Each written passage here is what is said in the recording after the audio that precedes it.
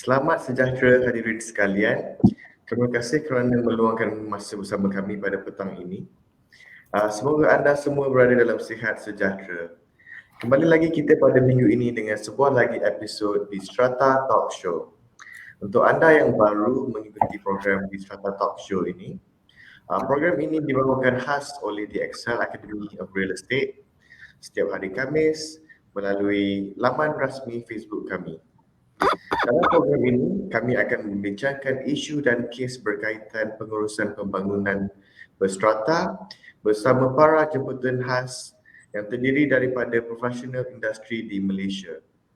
Bersama kami pada hari ini ialah Surveyor Muhammad Roziza Abdul Rahim yang merupakan pengarah di Jabatan Pesuruhjaya Bangunan COB Majlis Pembandaran Ampang Jaya, dan beliau akan membincangkan topik bertajuk pengurusan AGM or EGM, sejauh mana kepatuhan terhadap peruntukan jadual kedua Akta 757.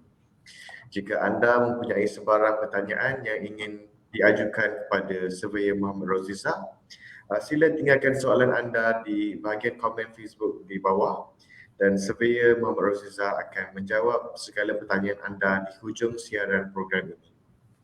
Tanpa melengahkan masa lagi, saya menjemput Surveyor untuk memulakan sesi perkongsian untuk hari ini. Silakan, Sir. Assalamualaikum warahmatullahi wabarakatuh. Salam sejahtera, selamat petang.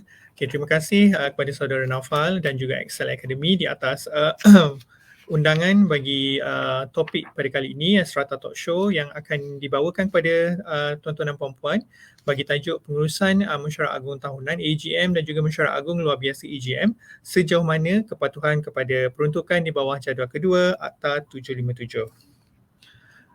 Memandangkan kebelakangan ini, seperti mana kita tahu, kebanyakan JMBMC dalam proses untuk mengadakan Mesyuarat Agung Tahunan ataupun Mesyuarat Agung Luar Biasa, memang kita dapat lihat beberapa kepincangan atau ketidakpatuhan yang sering yang dilakukan oleh JMBMC adalah merupakan perkara-perkara yang sangat senang atau sangat simple sebenarnya, tetapi mereka seringkali mengabaikan perkara-perkara wajib yang telah diperuntukkan atau telah ditetapkan di bawah jadual kedua berkenaan dengan pengurusan mesyuarat agung secara tahunan ataupun secara luar biasa. Bagi topik pada hari ini, saya ada slide yang bersama untuk dikongsi bersama tuan-tuan dan puan-puan. Untuk perkara pertama yang sering kali kita lihat bila berlakunya sesuatu mesyuarat agung tahunan atau mesyuarat agung secara luar biasa, adalah bilangan ahli jawatankuasa pengurusan JMBMC yang ditetapkan oleh Akta. Menurut peruntukan di bawah jadual kedua Akta 757 atau pengurusan strata, minimum bilangan anggota jawatankuasa pengurusan adalah seramai 3 orang, manakala maksimum pula adalah seramai 14 orang. Jadi untuk membentuk suatu quorum jawatankuasa, sekurang-kurangnya perlu ada 3 ahli jawatankuasa yang layak dilantik atau layak dipilih sebagai jawatankuasa pengurusan dalam JMB dan juga MC. Bagi peruntukan, suatu perlembagaan yang seragam bagi sesuatu JMB dan juga MC, ianya adalah memperuntukkan perundangan mengenai keahlian anggota jawatankuasa pengurusan, mesyuarat agung dan juga mesyuarat jawatankuasa pengurusan. Ini adalah peruntukan yang telah diperuntukkan di bawah jadual kedua yang akan kita bincangkan pada hari ini.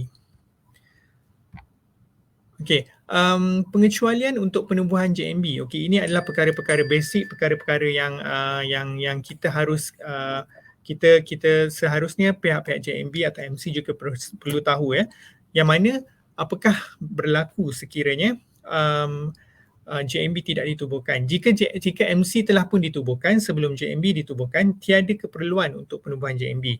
Jadinya akan terus kepada panggilan AGM yang pertama bagi penubuhan MC seperti mana diperuntukkan di bawah Seksyen 17 di bawah peruntukan di bawah perkara 5 A, B dan di Akta 757.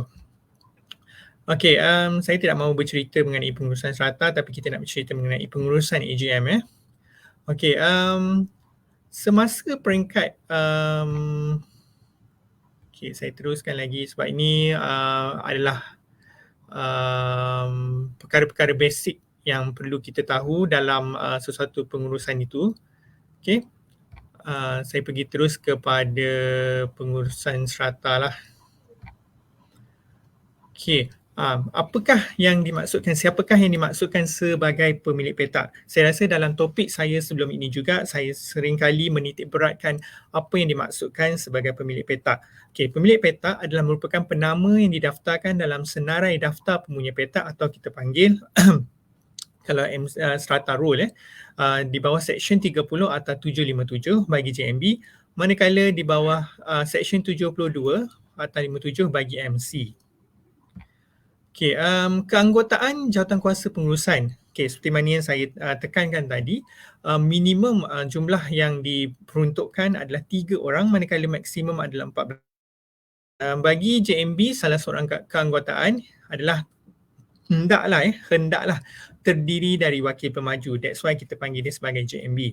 Okey, dipilih setiap kali mesyuarat agung tahunan, yang mana dalam mesyuarat agung itu yang mana mandatory perlu ada 3 jawatan utama, iaitu pengerusi, setiausaha dan juga bendahari. Keanggotaan maksimum adalah 3 tempoh berturut-turut bagi anggota jawatankuasa, manakala jawatan mandatory iaitu 3 tadi hanyalah 2 tahun berturut-turut. Yang ini seringkali kita lihat selalu dipandang ringan oleh AJK ataupun sesiapa sahaja jika berlakunya perlantikan berikutnya. Maksudnya jika dia telah tamat tempoh maksimum 2 tahun berturut-turut untuk memegang jawatan pengerusi, setiausaha dan bendahari, dia masih boleh lagi memegang sebagai jawatankuasa, sebagai ahli jawatankuasa biasa, sebab ianya merujuk kepada 3 tempoh berturut-turut. Okey. Okey, kelayakan untuk dipilih sebagai anggota jawatankuasa. Okey, ianya seperti mana yang diperuntukkan dalam akta, umur haruslah lebih daripada 21 tahun, iaitu pemilik petak bersama, calon oleh adalah terdiri daripada mereka yang merupakan suatu merupakan sekejap saya pun sorry with the slides, it's a bit run sikit lah, macam lari sikit, tapi tak apa. Okey, anggota keluarga atau bagi pemilik petak yang mempunyai 2 atau lebih, ya. Itu ini adalah seperti takrifan yang telah diperuntukkan di bawah jadual kedua lah. Okey, untuk siapa yang tidak layak menjadi ahli AJK. Okey, ada beberapa perkara yang perlu kita lihat, seperti mana tadi saya telah terangkan mereka yang layak sebagai ahli jawatankuasa. Tetapi bagaimana pula bagi mereka yang tidak layak sebagai ahli jawatankuasa? Okey, ini adalah perkara common, perkara yang biasa kalau kita lihat sesiapa yang tak layak jadi ahli jawatankuasa. Pertama, yang mereka yang mempunyai caruman atau charge tertunggak pada hari ke-7 sebelum tarikh pemilihan. Maksudnya kalau dia ada charge caruman atau charge tertunggak dalam tempoh 7 hari sebelum tarikh mesyuarat agung, mereka ini perlu selesaikan tunggakan mereka untuk melayakkan mereka menjadi ahli jawatankuasa. Okey, kedua, pemilik yang tidak menghadiri mesyuarat melainkan melantik proksi untuk menamakan dirinya. Okey, kalau dia tak ada dekat dalam sesi mesyuarat berkenaan, tetapi dia telah melantik proksi untuk menamakan dirinya, dia tak boleh. Dia dah lantik proksi untuk namakan diri dia, tak ada masalah. Tetapi kalau dia tak ada dalam mesyuarat tapi nama dia dicalonkan, dia tidak boleh lah untuk melayakkan dia menjadi seorang ahli jawatankuasa.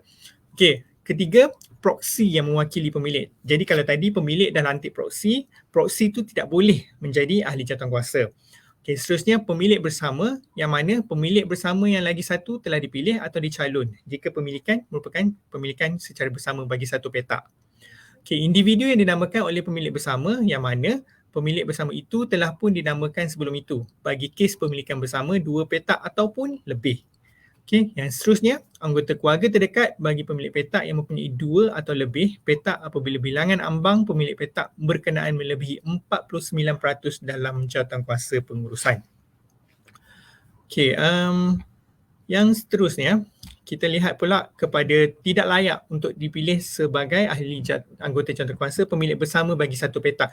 Ini yang seringkali berlakunya kekeliruan dalam perkara ini. Okey, ini ingin saya jelaskan sedikit ya. Okey, sebagai contohnya saya mengambil situasi Alice dan Peter merupakan pemilik bersama memiliki satu petak secara bersama. Alice telah dinamakan oleh Peter dan tetapi Peter tidak layak untuk dinamakan lagi sebagai calon sebab dia dah namakan Alice, so dia tidak layak untuk dinamakan lagi sebagai calon lah. Okey, perkara berikutnya, tidak layak untuk dipilih sebagai anggota jawatankuasa sekiranya pemilik atau pemilik bersama 2 petak atau lebih. Tadi dalam keadaan 1 petak sahaja, ini dalam keadaan 2 petak dan lebih. Okey, yang mana kita mengambil situasi contoh ya, Alice dan Peter secara bersama memiliki 2 petak. Ya, mereka tadi dah ada 1 petak, so mereka ada lagi 1 petak. Okey, Alice telah dinamakan oleh Peter. Peter tidak layak untuk dinamakan lagi sebagai calon oleh Alice. Namun Peter layak dicalonkan oleh David, seorang pemilik petak yang lain. Maksudnya kalau pemilik petak yang lain boleh calonkan Peter tadi untuk jadi ahli jawatankuasa tetapi dengan syarat dia mempunyai petak lebih 2 atau lebih. Tadi kalau dia dah ada 1 dia tak boleh lah. Okey, ini perkara yang sering kali kita tengok berlakunya kekeliruan bila berlakunya pemilihan jawatankuasa semasa peringkat pengurusan mesyuarat agung luar biasa ataupun mesyuarat agung tahunan. Okey, seterusnya dipilih sebagai mereka yang tidak boleh dipilih sebagai ini dalam keadaan situasi di mana keluarga terdekat pemilik petak yang mana Alice dan Peter secara bersama memiliki 8 petak. Tadi dia ada 1, pada peringkat awal dia ada 1 dan sekarang dia ada 8 petak pula. Okey, pemilihan anggota jawatankuasa adalah seramai 10 orang. Daripada 3 ke 14 tadi mereka telah tetapkan seramai 10 ahli jawatankuasa. Okey, Alice telah dinamakan oleh Peter. Peter pula tadi dah dinamakan oleh David. Okey. The next one is bila tadi dah dinamakan oleh David, Alice dah nama Peter dinamakan oleh David, tapi baki keluarga terdekat yang boleh dicalonkan oleh Alice dan Peter secara kasarnya adalah seramai 2 orang sahaja. Sebab kita ambil kira tadi nilai ambang 49% seperti mana yang ditetapkan dalam akta. Okay, for the next one is siapakah yang dimaksudkan sebagai keluarga terdekat? Okay, individu yang mempunyai hubungan berikut kepada pemilik atau pemilik bersama iaitu suami, anak atau anak angkat atau anak tiri yang berumur lebih 21 tahun, ibu atau bapa, adik-beradik yang berumur lebih 21 tahun. Keluarga terdekat hendaklah tidak mempunyai tunggakan jika memiliki petak dalam skim yang sama. Ingat ya, perkara paling penting dalam melayakkan seseorang itu untuk jadi ahli jawatankuasa atau masuk ke dalam mesyuarat agung adalah tidak mempunyai tunggakan charge atau caruman.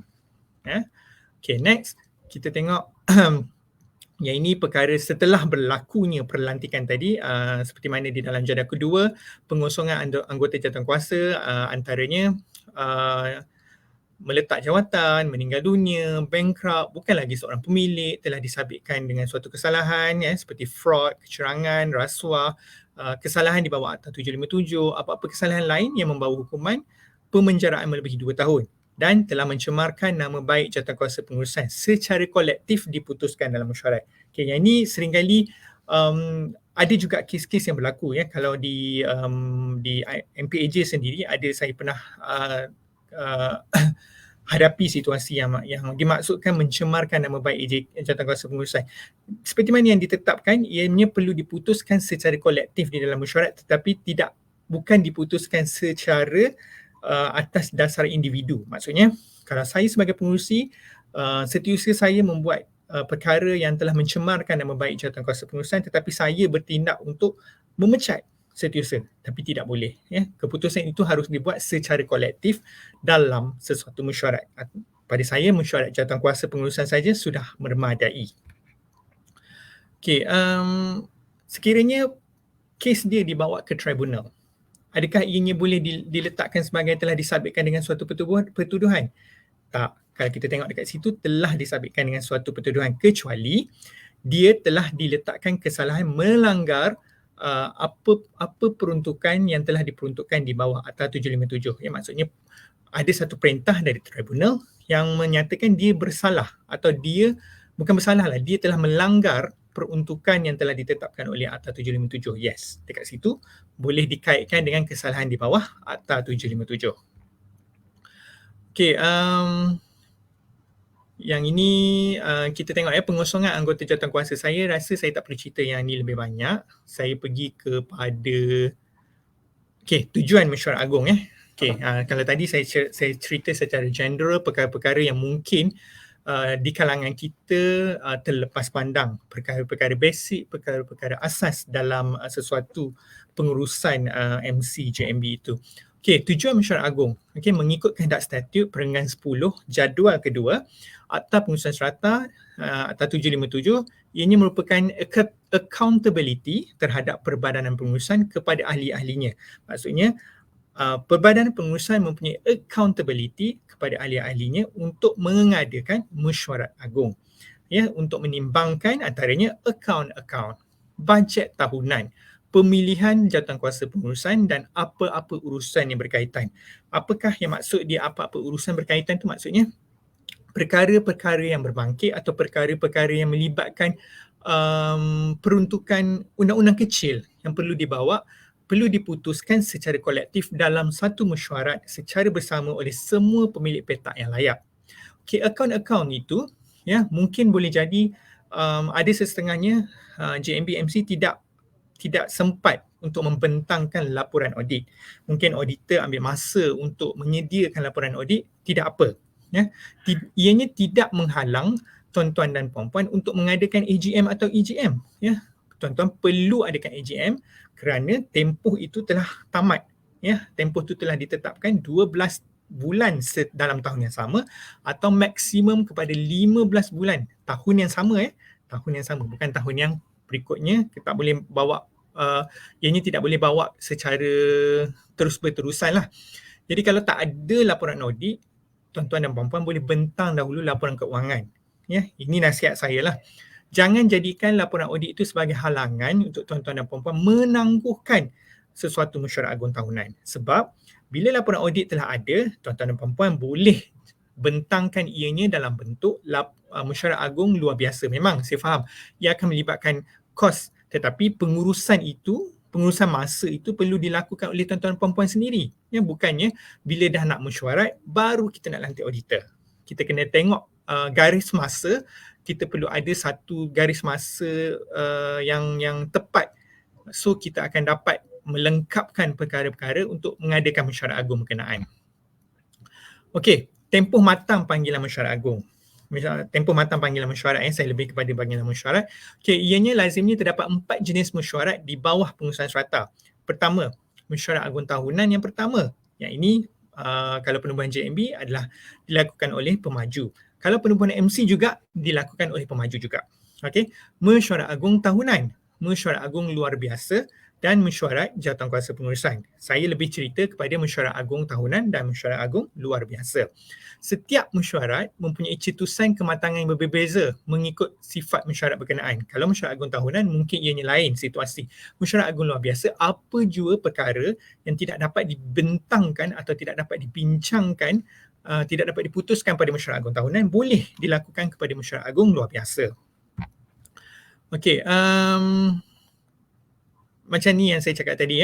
Jenis mesyuarat. Let's say dalam mesyuarat agung JMB yang pertama, ianya dalam tempoh 12 bulan selepas serahan milikan kosong, pihak yang bertanggungjawab adalah pemaju. Ini adalah peruntukan di bawah Seksyen 17.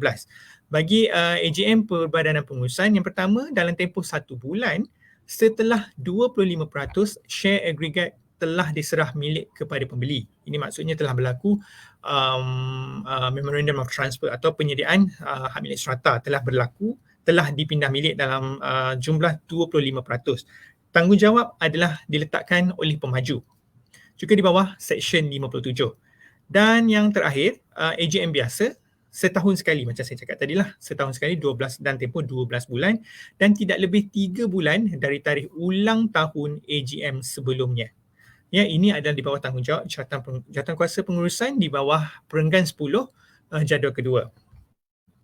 Okey, bagi mesyuarat agung luar biasa pula EGM, permintaan biasanya keperluan itu akan berlaku apabila memenuhi 25% share agregat atau terdapat arahan daripada COB, maka ini perlu dilakukan dalam secepat mungkin dalam tempoh tidak lebih 6 minggu dari tarikh yang ditetapkan lah. Okay, ini adalah perlu dilakukan oleh jawatankuasa pengurusan ataupun sesiapa sahaja, mana-mana orang yang dilantik oleh COB sebagai pengelola kepada mesyuarat seperti mana diperuntukkan dalam perenggan 11 jadual kedua. Okey. Penyediaan buku laporan tahunan. Okey. Dalam pack dokumen mesyuarat, ianya haruslah mengandungi perkara-perkara seperti agenda mesyuarat agung tahunan, salinan minit mesyuarat agung tahunan sebelumnya, laporan jawatankuasa pengurusan termasuk laporan-laporan jawatankuasa kecil sekiranya ada, salinan akaun teraudit bersama laporan juru audit sekiranya ianya telah lengkap dilakukan. Sekiranya tidak ada, tuan-tuan dan puan-puan boleh bentangkan dahulu laporan keuangan yang ada dan anggaran belanjawan dan juga apa-apa penyataan atau usul yang ingin dipertimbangkan. Okey. Untuk ini antara soalan-soalan yang saya boleh kongsi dengan tuan-tuan dan puan-puan. Bolehkah salinan mesyuarat, akaun teraudit dan laporan juru audit hanya diberi atas permintaan pemilik? Okay, soalan ni kita seringkali dengar ataupun seringkali dibangkitkan atas faktor kos cetakan yang tinggi dalam keadaan semuanya serba canggih, serba moden sekarang. Ianya jelas termaktub dalam jadual kedua atas 757 perlu disertakan atau perlu disediakan. Segala kelonggaran perlulah terlebih dahulu mendapat persetujuan COB. Okay, option 1. Maklumkan dalam notis dokumen-dokumen berkenaan perlu diambil dari pejabat. Option kedua, beri pilihan pada pemilik untuk menerima hard copy atau soft copy, atau option ketiga, hanya lampirkan dokumen-dokumen berkenaan kepada pembeli atau pemilik yang tiada tunggakan caj. Memang saya akan tahu ini akan berlakunya pertikaian sebab ianya akan berlaku bila mana saya sebagai pemilik petak, saya ada hak. Saya nak, walaupun saya merupakan defaulter, saya merupakan penghutang. Jadi perkara-perkara ini perlu dilihat terlebih dahulu oleh jawatankuasa pengurusan. Okey, kaedah penghantaran notis. Okey, ianya perlu dihantar kepada alamat pembeli atau pemilik yang terkandung dalam daftar pemunya petak atau daftar strata. Serahan melalui pos berdaftar yang dialamatkan kepada alamat perniagaan, petak atau kediaman yang akhir diketahui. Okey, ini selalu juga akan terjadi. Saya tak terima notis lah, tapi tuan-tuan dan puan-puan kena semak balik dengan pejabat pengurusan sama ada alamat yang diberikan telah dikemaskini sekiranya tuan-tuan dan puan-puan telah berpindah. Sekiranya tidak, makanya itu adalah maka tanggungjawab pengurusan telah dilakukan, penghantaran notis telah dilakukan, ya, sebab mereka ikut apa yang ada dalam senarai daftar pemilik petak yang ada di pejabat lah. Jadi tanggungjawab untuk kemaskini adalah tanggungjawab pemilik petak itu sendiri. Okey, salinan notis dipamer pada bahagian yang mudah dilihat dalam kawasan pemajuan. Biasanya dekat papan notis. Ya, kalau sekarang kita lebih lebih canggih, lebih moden, kita sebarkan melalui grup WhatsApp, ya, melalui email. Boleh juga ini medium-medium lain yang membolehkan tuan-tuan dan puan-puan untuk sama-sama berkongsi penghantaran notis berkenaan. Okey, untuk yang berikutnya. Okey, untuk agenda mesyuarat, ya, seringkali kita lihat pelbagai agenda mesyuarat, tetapi dalam seksyen 58 ianya telah menetapkan agenda AGM yang pertama. Ini untuk yang pertama sahaja, ya, dan boleh digunakan sebagai guideline atau panduan kepada JMB-MC untuk untuk mesyuarat agung yang berikutnya. Okey, of course yang pertama penentuan bilangan anggota jawatankuasa. Okey, menimbangkan belanjawan, Okay, dan memutuskan jumlah caruman caj penyelenggaraan dan caruman sinking fund. Sekiranya perlu ada sebarang pembaharuan atau pengemaskinian dalam caruman caj yang dikenakan. Sekiranya ada kenaikan, boleh dijadikan sebagai satu agenda dalam mesyuarat agung berkenaan. Okay, dan menentukan kadar bunga. Ini kalau katakan kadar bunga itu perlu di-revise, perlu dikemaskini, ya, ataupun apa-apa lagi yang berkaitan boleh dijadikan sebagai satu agenda. Okay, menimbangkan akaun teraudit.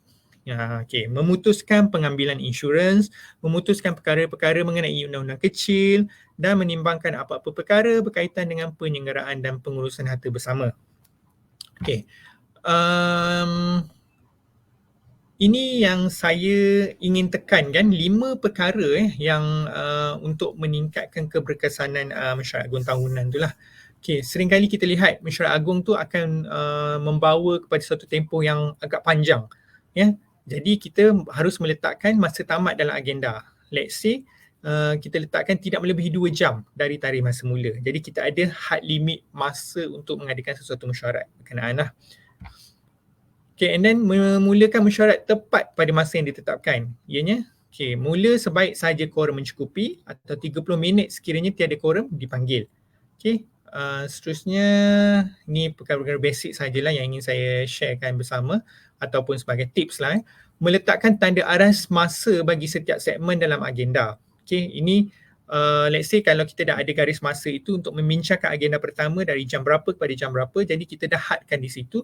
Jadi pengerusi mesyuarat pun dah maklum, ya, dah ada had masa untuk sesuatu agenda itu dibincangkan supaya ini tidak berlarutan terlalu panjang bagi sesuatu agenda saja. Selalunya agenda yang akan menjadi topik yang paling menarik, agenda yang menarik adalah pembentangan laporan audit kerana ianya akan melibatkan suatu perbincangan yang agak panjang di situ. Jadi kita letakkan garis masa tu, tempoh masa untuk sesuatu agenda itu dibincangkan. Jadi pengurusi mesyuarat dia telah maklum dan dia akan hadkan untuk perbincangan itu untuk tempoh yang telah ditetapkan sahaja. Okay, seterusnya agenda dinyatakan secara deskriptif. Okay, contoh ya. Contoh agenda yang lemah. Ya, lemah. Maklum balas usul. Okay, kalau dikata baik, okay, dalam 10.15 PM permohonan untuk meluluskan kerja-kerja pembaikan pergantian. Okay, and then dalam erti kata lain, dalam apakah agenda yang lebih baik lagi daripada yang baik dan juga yang lemah tadi, show untuk meluluskan usul nombor 1 akan cadangan pembaikan sistem bonggit, dan seterusnya selang 3 minit yang berkenaan, show untuk meluluskan usul nombor 2 akan cadangan penggantian papan tanda arah. Jadi kalau yang pertama tadi maklum balas usul tu tidak dinyatakan secara spesifik, ia secara general saja. Jadi bila ianya pergi kepada secara spesifik, dia akan laju, dia akan bincang dengan cepat, tidak ada masalah. Dan seterusnya, kertas-kertas mesyuarat disusun dalam keadaan teratur. Ini saya rasa common sense lah, setiap daripada kita perlu lakukan ianya secara tersusun. Ya, kandungan dalam buku laporan tahunan hendaklah disusun sebagaimana mengikut aturan agenda bagi mengelakkan kekeliruan dan kekalutan dalam mengheret masa. Okey, pengemukaan usul. Okey, tujuan ialah sebagai usaha menambah baik komuniti melalui perolehan aset atau perkhidmatan, meminda atau mewujudkan undang-undang kecil dan apa-apa cadangan yang melibatkan perkara dasar. Okey, kaedah untuk mengemukakan usul secara bertulis dihantar ke alamat berdaftar Perbadanan Pengurusan. Tidak lewat 7 hari dari tarikh mesyuarat agung yang telah ditetapkannya atau ingin diadakan dan dipamer dan dinyatakan sebagaimana dikemukakan oleh pencadangnya. Tidak mengandungi kata-kata kesat atau menjejaskan keharmonian komuniti. Okay. Let's say kalau tuan-tuan dan puan-puan selaku jawatankuasa pengurusan JMBMC telah menerima usul pada mesyuarat agung tahunan sebelumnya. Ya. Jadi usul itu hanya dibentangkan untuk pengetahuan ahli mesyuarat. Jadi untuk mesyuarat agung berikutnya, tuan-tuan dan puan-puan sebagai jawatankuasa pengurusan perlu bawa usul untuk dibincangkan, untuk diputuskan. Sebab dalam akta dia dah cakap pengemukaan usul itu perlu dibawa dalam mesyuarat agung berikutnya. Berikutnya, maksud berikutnya the next lah mesyuarat. Kalau katakan tuan-tuan dan puan-puan selaku pemilik petak ada menyatakan usul untuk tahun ini, mesyuarat agung tahun ini, tetapi usul berkenaan cuma dibentangkan untuk pemakluman ahli mesyuarat tetapi dibincangkan pada mesyuarat agung tahunan pada tahun hadapan. Maksud tak bermaksud tuan-tuan dan puan-puan usul pada tahun ini perlu dibawa dan pada tahun yang sama juga. Sebab dalam akta tu peruntukan jadual kedua tu jelas dinyatakan mesyuarat agung berikutnya. Okey. Baik, paparan nama pemilik petak yang layak mengundi. Okey, yang ni secara praktisnya saya rasa semua JMBMC maklum. Tetapi ada juga keadaan di mana JMBMC terlepas pandang, tidak mengambil berat atau memandang remeh dengan perkara ni. Okey, mereka tidak memaparkan nama pemilik petak yang layak mengundi di papan notis yang mana mengikut peruntukan di bawah jadual kedua, ianya perlu dipamerkan di papan notis rasmi minimum 48 jam sebelum masa mesyuarat. Ianya penting untuk mengelakkan pertikaian dan keraguan. Ini dalam peruntukan di bawah perenggan 14 jadual kedua. Jadi tak boleh kalau nak katakan paparan itu hanya dipaparkan melalui email atau melalui grup WhatsApp, ianya bukan saya cakap tak boleh, ianya merupakan medium alternatif, medium lain, tambahan kepada medium notice board. Sebab dalam akta dia jelas cakap di papan notis rasmi. Kita ikut apa yang ditetapkan dalam akta, itu adalah inisiatif tambahan tuan-tuan dan puan-puan. Kalau kata di notice board dah tampal tetapi ada di kalangan pemilik petak menyatakan saya tak nampak nama saya ada saya tak nampak pun ada senarai nama yang layak mengundi di notice board.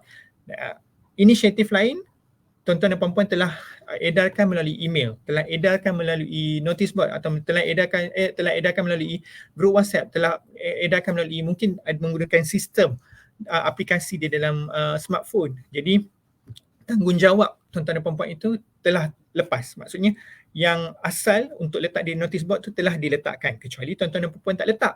Itu merupakan kesalahan. Tapi pada saya better buat ikut apa yang diletakkan akta terlebih dahulu. Yang lain tu adalah merupakan inisiatif tambahan. Okey, untuk hak pengundi pemilik, ianya adalah merupakan mungkin boleh dilakukan dalam dua cara, iaitu secara angkat tangan, satu undi mewakili satu petak, atau secara pengundian, secara pool, bilangan undi bersamaan dengan bilangan unit share yang diumpukkan. Hilang hak mengundi seandainya mempunyai tunggakan pada hari ke-7 sebelum tarikh mesyuarat. Katakan hari ke-7 dia masih lagi tak selesaikan, jadi tak adalah, dia jadi tak layak lah di situ. Wakil yang dilantik oleh pemilik untuk mewakili dirinya melalui suatu surat cara pelantikan dihantar kepada Perbadan Pengurusan luput setelah tamat mesyuarat. Hak mengundi seperti pemilik petak jugalah, dihadkan hanya mewakili satu pemilik dalam mana-mana satu mesyuarat agung. Maksudnya saya tak boleh pegang untuk 2 unit. Saya yang boleh pegang untuk 1 unit, kecuali unit saya lah. Saya boleh pegang untuk unit saya dan juga saya boleh pegang untuk unit jiran saya. Itu tak masalah. Tapi kalau saya dilantik sebagai proksi atau wakil kepada syarikat, saya tidak boleh pegang lebih daripada satu petak. Ini adalah takrifan sebagai proksi lah. Yang ni saya rasa common. Jawatan kuasa pengundian ni kalau terpulang pada nak adakan ataupun tak nak adakan, mungkin kalau adakan pun bagus, sebab ianya untuk nampakkan peranan itu menjadi, pengundian itu jadi secara adil dan saksama lah. Dan peranan fungsi dia menyediakan kertas undi, menyediakan tempat pengundian, melantik jajah penyemiakan kertas undi. Ini semua ada sebagai inisiatif tambahan untuk bagi kesaksamaan dan juga keadilan kepada semua pemilik petak lah. Pendaftaran. Yang ni memastikan hanya orang, ini di peringkat jawatan kuasa pengurusan, memastikan hanya orang berkelayakan mengundi saja yang dibenarkan mengundi. Biasanya kita akan letak, kita akan bezakan yang layak mengundi, tidak layak mengundi dan juga proksi dengan 3 kad. Mungkin dengan cara coloring code pada setiap kad itu akan membezakan pemilik yang layak mengundi, yang tidak layak mengundi dan juga proksi. Okey, seterusnya tanda undi macam ni saya dah terangkan tadi. Okey, sebagai dia untuk membezakan salah satu daripada mewakili mana-mana daripada yang 3 yang saya sebut tadi itulah. Okey, kehadiran orang bukan kelaikan mengundi. Yang ni pun sering kali juga menjadi satu titik persoalan dan titik aduan kepada COB. Okey, dalam peruntukan akta, tiada perundangan menghalang mereka untuk hadir sebagai pemerhati. Dipisahkan dari orang yang layak mengundi. Okey, AGM bersifat mesyuarat tertutup untuk pemilik-pemilik petak sahaja. Anggota keselamatan atau COB boleh hadir jika ada keperluan. Jadi jangan cakap COB tak hadir, mesyuarat tak boleh berjalan. Ya. Saya buat mesyuarat tapi COB tak hadir. Okey, COB bukan merupakan syarat utama sesuatu mesyuarat agung perlu berjalan atau suatu mesyuarat agung itu sah. Tidak. Jadi kalau mereka yang tidak layak mengundi ini, mereka ini boleh hadir sebagai pemerhati. Boleh juga dengar, tetapi terpulang cara pengawalan pengerusi mesyuarat itu macam manalah ya. Okey, ini macam saya cakap tadi lah, adakah COB wajib hadir bagi setiap AGM atau EGM? Jawapannya adalah tidak. Okey, tiada peruntukan yang menyatakan kehadiran pegawai COB adalah wajib. Okey, quorum mesyuarat. Okey, quorum mesyuarat, okey, 50% separuh dari orang yang berkelaikan yang hadir. Okey, sekiranya tidak juga dapat dipanggil quorum selepas 30 minit, quorum dibentuk di kalangan orang yang berkelaikan yang hadir. Okay, let's say lah kalau katakan jumlah pemilik petak adalah 100. 50% adalah 50 orang lah. Tapi lepas setengah jam yang hadir cuma 10. 10 yang layak. Jadi 10 orang ini boleh membentuk quorum untuk mesyuarat diteruskan. Jadi tidak ada halangan. Tidak perlu tertakluk kepada 50% tadi. Okay, yang ni pengerusi mesyuarat ianya perlu dipilih di kalangan pemilik petak saja bagi mempengerusikan sesuatu mesyuarat. Okay. Ejen atau pengurus harta tidak boleh jadi pengerusi. Tiada konsep penaung, hendaklah mempengerusikan mesyuarat sehingga tamat. Jadi mesyuarat itu akan dikawal oleh pengerusi mesyuarat itu sama ada berjaya mengikut tempoh yang ditetapkan. Peranan yang dimainkan oleh pengerusi mesyuarat itu adalah penting. Jadi mereka yang boleh mengawal keadaan adalah mereka yang adalah merupakan seorang pengerusi mesyuarat yang sangat cekap. Kalau itu pada takrifan saya lah. Okey, yang ni pada peringkat mesyuarat Jadi ini biasa. Okey, perkara-perkara berbangkit dalam AGM. Okey, ini seringkali yang diletakkan. Okey, maklum balas minit mesyuarat terdahulu perlulah diperolehi dan direkodkan. Okey, maklum balas tersebut diterima secara angkat tangan. Okey, maklum balas yang tidak diterima sahaja dibincangkan dan seterusnya diputuskan sama ada diterima atau ditangguh. Jadi pada waktu ini saya boleh showkan, mungkin boleh bincang dalam tempoh garis masa 8 ke 10 minit sahaja. Okey, yang ini perkara-perkara basic sahaja yang sering kali berlaku. Okey, yang ni beberapa persoalan yang boleh saya kongsikan bersama. Okey, soalan ni sering dibangkit berdasarkan AGM yang pertama yang mana belanjawan disediakan oleh pemaju. Show terima sehingga satu EGM untuk memutuskan sama ada kekal atau terima pakai belanjawan baru yang disemak oleh Jawatankuasa Pengurusan. Itu terpulang kepada Jawatankuasa Pengurusan nanti untuk terima atau mereka perlu semak semula dan dibentangkan semula dalam EGM. Okay, ni first offer dari peringkat yang mostly is kepada mesyuarat agung tahunan yang pertama lah. Okay, memutuskan perkara mengenai undang-undang kecil. Okey. Bagi mendapatkan ketetapan terhadap undang-undang kecil, contoh undang-undang kecil house rule lah untuk kolam renang, untuk penggunaan gymnasium dan lain-lain, menetapkan amount deposit ini perlu dilakukan dalam garis masa kalau notis untuk menetapkan atau menambah peruntukan dalam undang-undang kecil, peruntukan khas atau dipanggil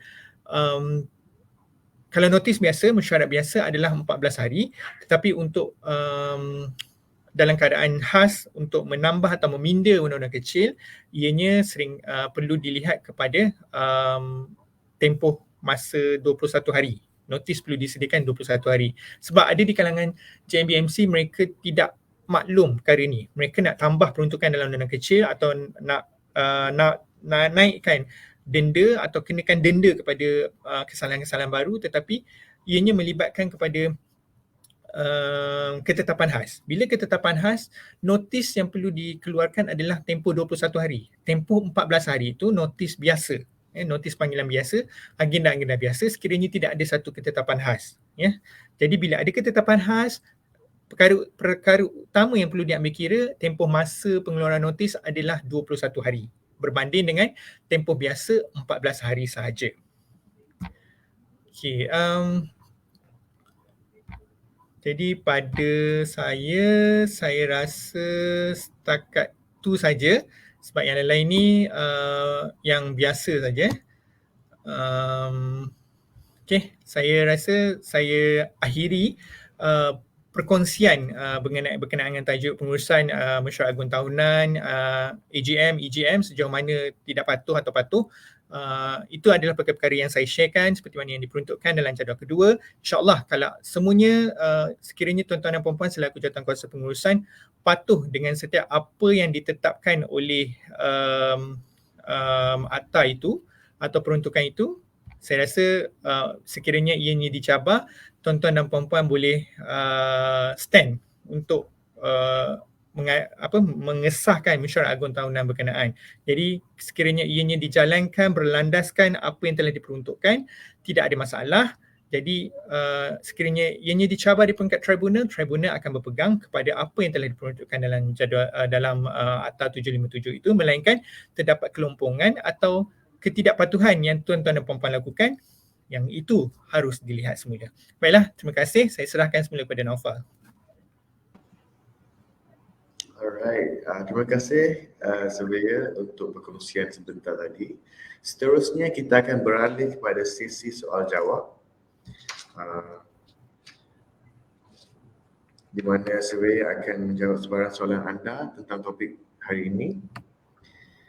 So, untuk soalan yang pertama, kita ada soalan daripada J. Misir.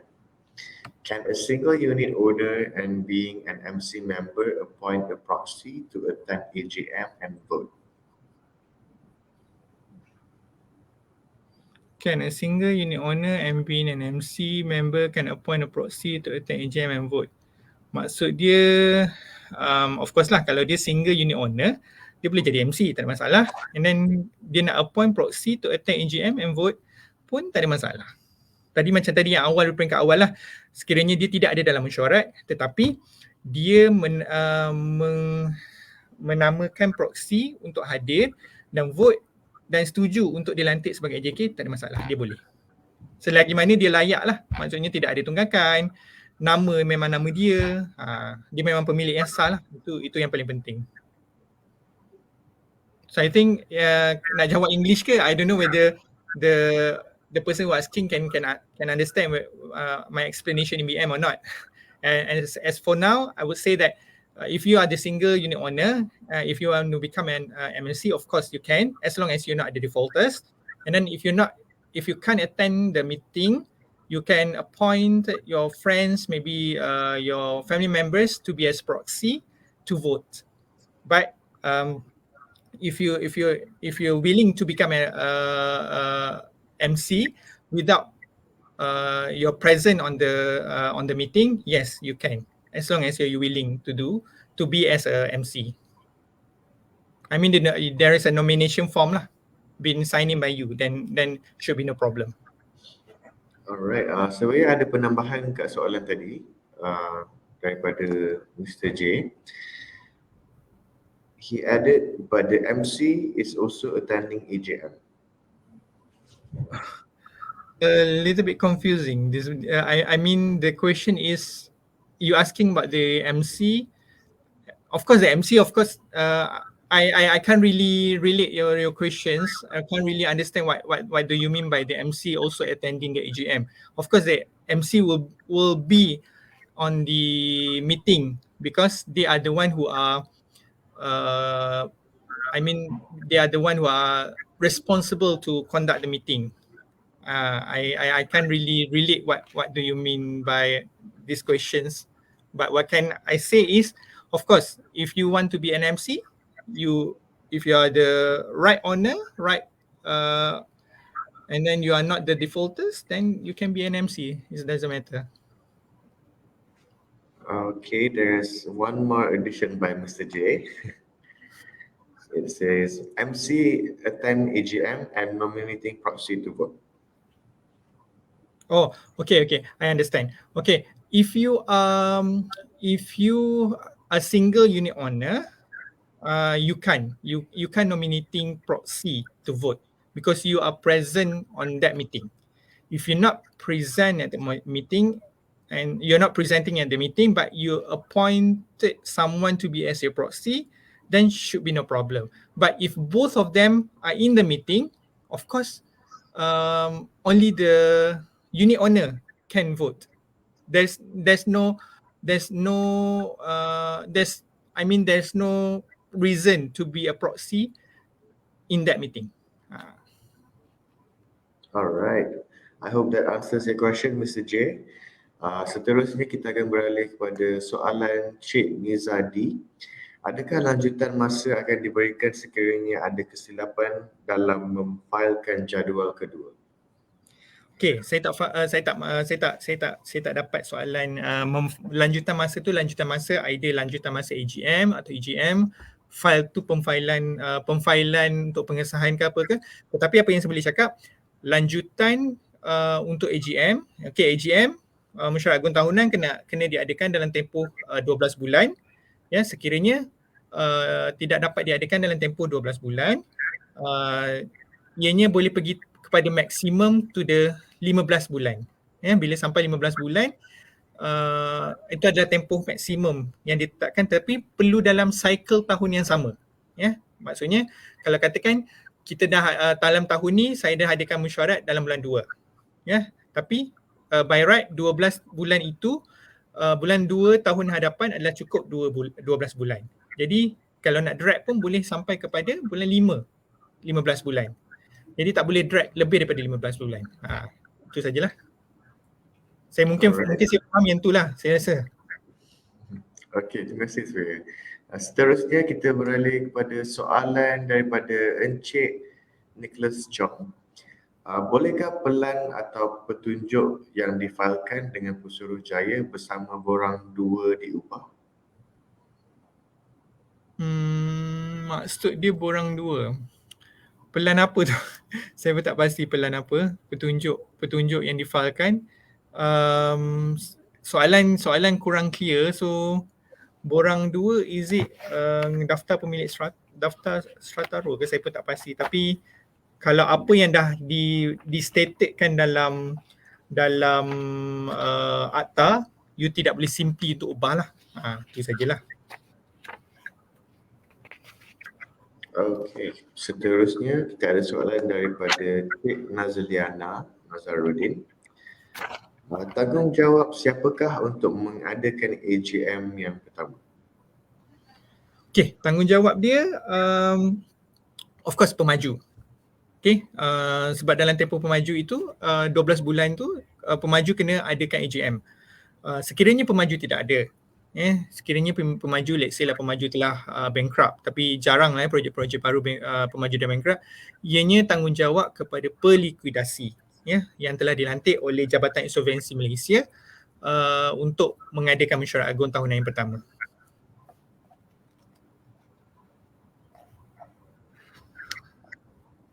Alright, so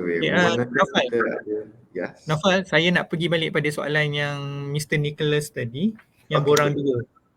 Okey, borang 2 merujuk kepada borang yang perlu difailkan dengan jadual petak yang dipinda. Okey, maksudnya kalau ada berlaku sesuatu pindaan kepada jadual petak, of course dia kena filekan semula kepada COB lah. Yang ini biasanya kalau ada berlaku pindaan kepada jadual petak. Jadi ini tak ada masalah kalau ada berlaku pindaan dengan syarat pindaan tu katakan harta bersama itu petak dia berubah, nak ubah daripada let's say ada pertambahan atau pengurangan. Jadi dah dapat kepada kuasa kelulusan atau kebenaran pada semua pemilik petak. Boleh filekan kepada COB untuk pindah semula, tak masalah. Alright, terima kasih Surya. Saya rasa itu sahaja soalan yang diajukan untuk hari ini. Jadi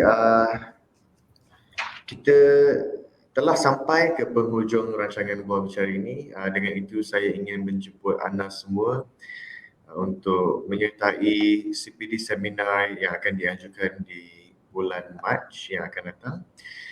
Starting with the Residential Tenancy Act akan berlangsung pada 18 Mac dari 9.30 pagi hingga 12.30 tengah hari.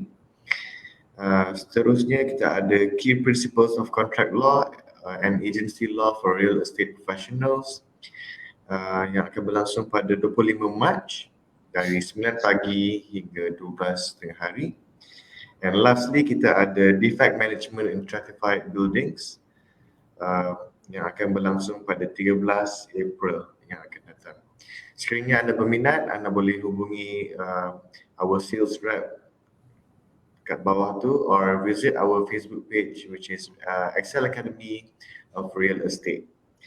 Sekali lagi saya ingin mengucapkan terima kasih banyak-banyak kepada Surya Muhammad Rozisa kerana berkongsi pandangan beliau dan menjawab soalan-soalan sebentar tadi, dan terima kasih juga kepada semua peserta kerana sudah sudi bersama kami pada petang ini.